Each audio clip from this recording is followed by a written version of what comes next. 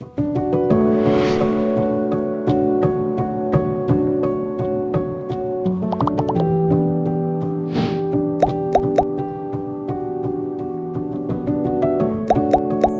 alaikum. Hanyoyin samun kuɗi ta hanyar intanet ko hanyoyin samun kuɗi online. A zamanin da muke ciki na duniya a tafin hannu, yanar gizo ta canza tare da kawo wasu hanyoyin samun kuɗi da dama. Lokaci ya wuce da zamu mai da hankali kan hanyoyin samun kuɗi na gargajiya kawai, yayin da yanar gizo ke ba da damammakin samun abin dogaro da kai kana gida ba tare da wata wahala ba.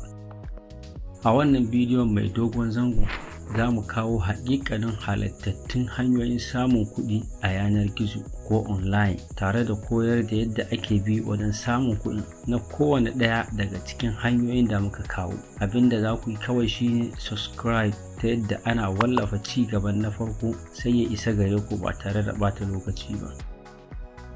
Za mu fara da kawo muku hanyoyin samun kuɗi a intanet 4 tare da ɗan takaitaccen bayani a kai.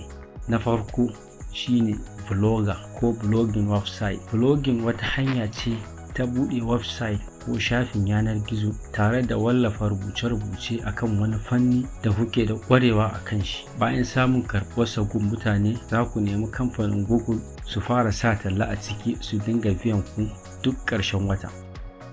Na biyu shine YouTube. Kamar yadda duk mun san cewa YouTube shine mafi ɗaukakar shafin wallafa fayafayen bidiyo a duniya. Za ku iya samun kuɗi da shi kuna kwance a gida. Kowa yana iya wallafa nasa bidiyon, bayan cika wasu sharuɗai za su dinga biya duk wata. Na uku shine influencer. Mun fara amfani da Facebook a zaman hanyar sadarwar zamantakewa wadda ke haɗa mu da abokai, dangi da wasu da muke ƙauna, amma abin ya wuce haka kuma ya fara tasiri a rayuwarmu ta yau da kullum.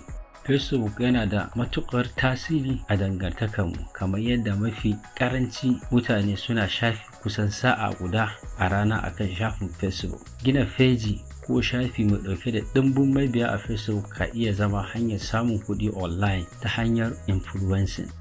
Hanya ta hudu shine freelancing. Akwai mutane da dama da suke so a yi musu wani aiki wanda su ba za su iya ba, kamar thumbnail ko fastar bidiyo, editing na hoto ko editing na bidiyo, design din shafin intanet ko yanar gizo da ma abubuwa da dama. Idan ka iya ɗaya daga ciki, ko inda ake rijista za ana turo ma aiki online, ka yi shi online, ka tura online, kuɗinka su zo ma online. Da ƙarshe, kamar yadda muka ambata cewa wannan bidiyon mai dogon zango ne, ci gabansa za mu koyar da yadda ake buɗe website ko blogging daki-daki cikin hanya mafi sauƙi don kowa ya fahimta. Assalamu alaikum wa rahmatullahi ta'ala wa barakatuh.